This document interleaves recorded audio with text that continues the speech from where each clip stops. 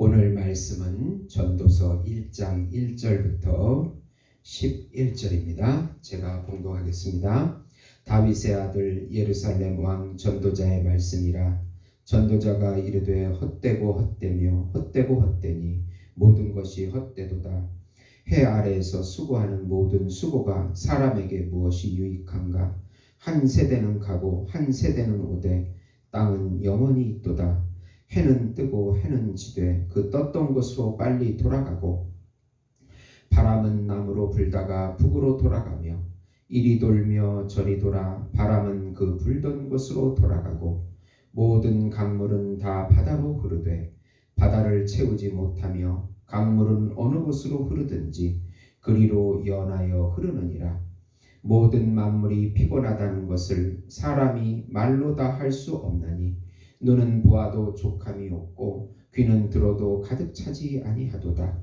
이미 있던 것이 후에 다시 있겠고 이미 한 일을 후에 다시 할지라. 해 아래는 새 것이 없나니 무엇을 가르쳐 이르기를 보라 이것이 새 것이라 할 것이 있으랴. 우리가 있기 오래전 세대들에게도 이미 있었느니라. 이전 세대들이 기억됨이 없으니 장래 세대도 그 후 세대들과 함께 기억됨이 없으리라. 아멘. 오늘 말씀은 인간의 모든 것을 다 누린 솔로몬의 고백을 통해서 인생의 허무함을 말하고 있는 내용입니다. 사랑하는 성도 여러분, 복음은 기쁜 소식입니다. 왜 복음이 우리에게 기쁜 소식이 됩니까? 인생의 허무한 삶을 참 하나님이시고 참 인간이신 예수님을 믿고 그분으로 우리 마음을 채워갈 때 의미 있고 영생을 누리는 삶이 된다는 소식이기 때문에 기쁜 것입니다. 인간은 아무리 열심히 살아도 욕망이 채워지지 않고 만족함이 없고 스스로 평강과 안식을 누릴 수 없는 죄인이기 때문에 하나님이시며 완전한 의인으로 오신 예수님을 믿고 예수님의 말씀에 순종하고 예수님의 영의 음성을 들으며 예수님의 살과 피를 먹으며 예수의 이름을 부름으로 우리 마음을 예수님으로 채우고 순종하면서 영원한 생명과 영원한 안식과 영원한 평강과 영원한 의미 있는 삶을 살 수 있고 누릴 수 있다는 소식이기 때문에 기쁜 것입니다. 인간은 죽음과 허물을 스스로 극복할 수 없기에 예수님이시고 또 성령님이신 복음을 믿고 받아서 같이 동행하며 교제하며 살 때 참 행복과 참 기쁨과 참 의미 있는 삶이 되기에, 그것도 영원한 삶이 되기에 완전한 기쁜 소식인 것을 보여주고 있는 것입니다. 우선 하나님을 떠난 인생은 죄악 속에서 살기에 오직 허무할 뿐입니다. 해 아래서 하나님을 떠난 세상에서의 삶이 모든 것이 무의미하고 허무합니다. 솔로몬은 이스라엘의 가장 지혜롭고 부와 명예와 지혜와 지식을 갖춘 왕이었습니다. 성전 건축을 하면서 하나님께서 이 모든 것을 누리도록 솔로몬 왕에게 허락해 주셨습니다. 그런데 솔로몬은 모든 것이 헛되다는 말로 전도서를 시작합니다. 헛되다는 말은 헤벨이라는 말인데 속이 비었다는 의미입니다. 속이 비어서 모든 것이 의미가 없다고 고백합니다. 모든 것을 누린 솔로몬의 진솔하고 마지막 고백인 것입니다. 그리고 간증인 것입니다. 이 말만 보면 마치 불교 같습니다. 하나님이 없이 하는 모든 것은 허무하고 헛되다는 것을 말씀하고 있습니다. 하나님이 없이 하는 것은 오직 죄악된 것이기에 결국 의미 없고 속이 빈 인생뿐이라는 결론입니다.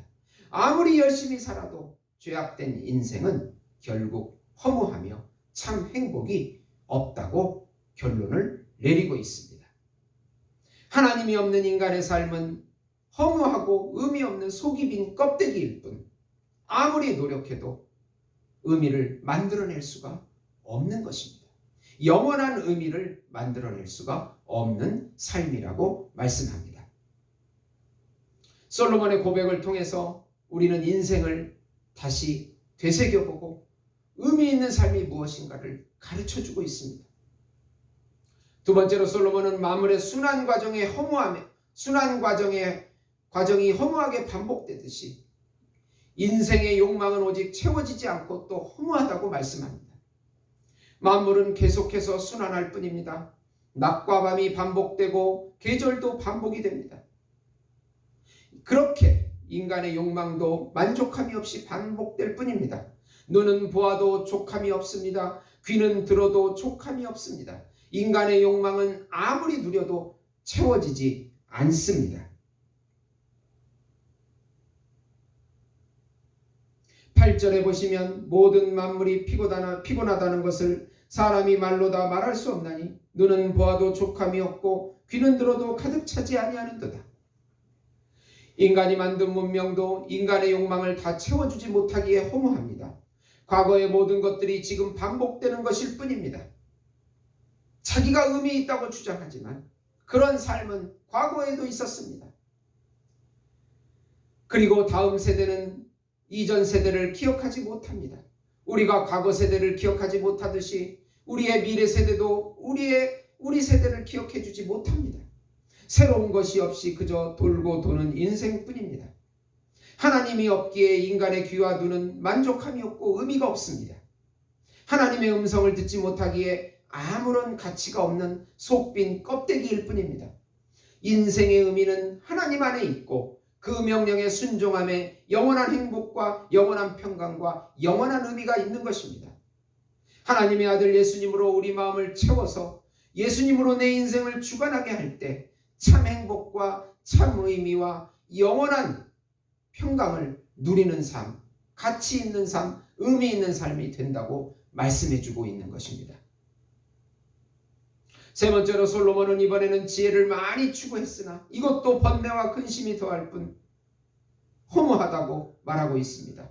솔로몬은 이제 지혜를 많이 탐구합니다. 그러나 지혜로 구부러진 것을 곱게 하지 못하고 모자란 것을 셀 수 없다고 말합니다.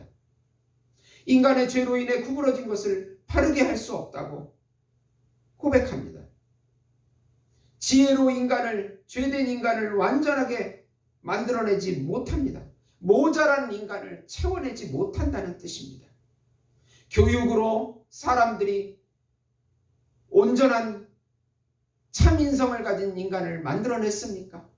우리나라를 보아도 부유해지고 교육이 발달하고 지식이 들어가고 지혜가 있는 듯하지만 인간은 더 악해지고 악한 생각에 사로잡히고 자기만을 위해서 자기 욕망만을 위해서 살아가는 그런 존재로 더 전락해버렸습니다. 지금 우리의 삶이 그것을 증거하고 있는 것입니다. 지식도 많이 탐구합니다. 지식도 근심을 더할 뿐이라고 합니다. 지혜와 지식도 바람을 잡으려는 헛된 노력이라고 결론을 내립니다. 17절에 내가 다시 지혜를 알고자 하여 미친 것들과 미련한 것들을 알고자 하여 마음을 썼으나 이것도 바람을 잡으려는 것인 줄 깨달았도다. 세상에 죄가 들어온 후 인간은 하나님을 떠났고 이로 인하여 인생은 허무하게 되었습니다. 의미를 잃어버렸습니다.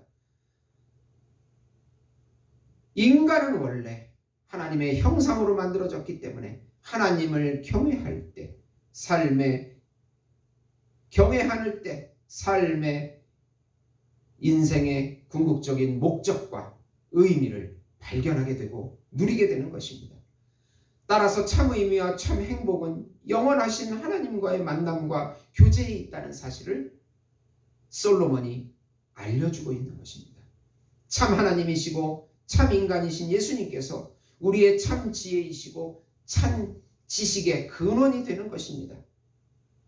예수님과 함께하는 삶이 지혜요, 참 지식임을 알려주고 있습니다. 잠언 1장 7절에서 9절을 보면 여호와를 경외하는 것이 지식의 근본이거늘 미련한 자는 지혜와 훈계를 멸시하느니라. 내 아들아 내 아버지의 훈계를 들으며 내 어머니의 법을 떠나지 말라.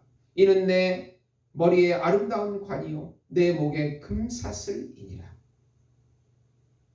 하나님을 경외하는 것, 그분과 교제하면서 그분의 음성을 듣고 살아가는 것, 그분의 말씀에 순종하는 삶, 그것이 우리에게 참 행복과 참 의미를 주는 삶이라는 것입니다. 사랑하는 성도 여러분, 참 지혜이시고 참 지식이시고 참 부이시며 우리의 모든 것이 되시는 참 하나님이시고 참 인간이신 예수님과 동행하는 삶, 그것이 가장 의미 있는 삶이요 행복한 길인 것입니다. 이 의미와 행복을 믿음으로써 예수님을 경험하면서 누리면서 사시는 우리 예수 목장교회 성도 여러분이 되시기를 예수님의 이름으로 축원드립니다. 기도하시겠습니다. 우리의 전부 되신 예수님, 그분이 우리 안으로 오셔서 그분이 채워질 때 우리는 알곡 같은 삶, 행복한 삶, 의미 있는 삶이 된다고 약속해 주십니다.